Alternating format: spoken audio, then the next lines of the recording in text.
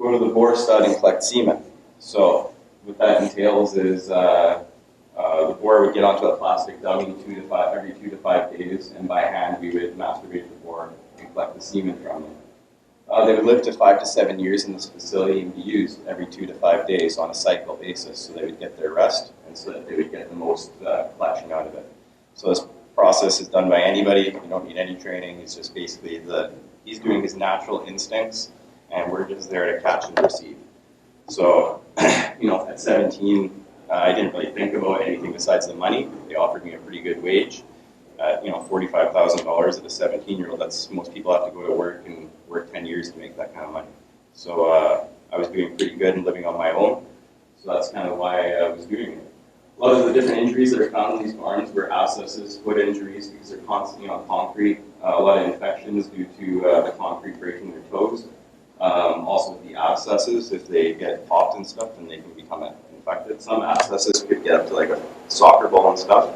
And that's when we would go to pop them, because if you do it small, it's a lot harder to get everything. So we were always told to do it when they're big. And then that's when you can get infection and stuff. The crates were both 4.5 feet to 5 feet high by about 30 inches wide, and there was 500 in the barn. And like I said, these animals, we would let them live till they can't walk anymore, and that was basically when their end would be. So even when I first started, they had some boars that were right to the back of those crates, and they were Durocs, and they were some of the biggest ones, and that's part of the genetic breeding that we would do. We'd take different breeds of animals to produce an animal that was small and large and grow to the maximum size by taking all these different breeds, Duroc, Landrace, all these animals. So that's where the genetic breeding comes into play.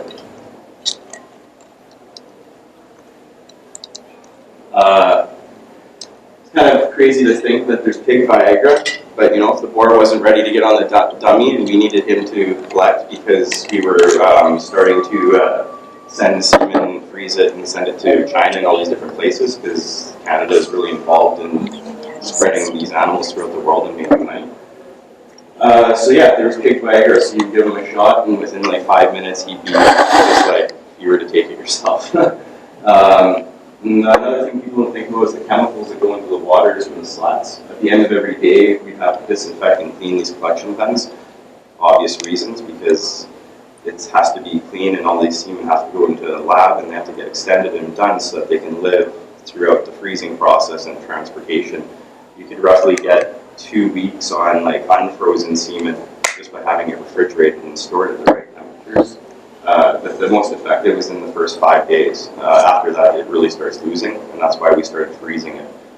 So yeah, the chemicals, they use disinfectants and degreasers, and then all this goes into a pit, and then these pits get emptied every year into our waterways and onto our fields. They build big poo pits. If you look by these hog barns, you'll see the big sloughs and stuff. So those are holding all of the manure and a lot of the chemical also that they use in these facilities.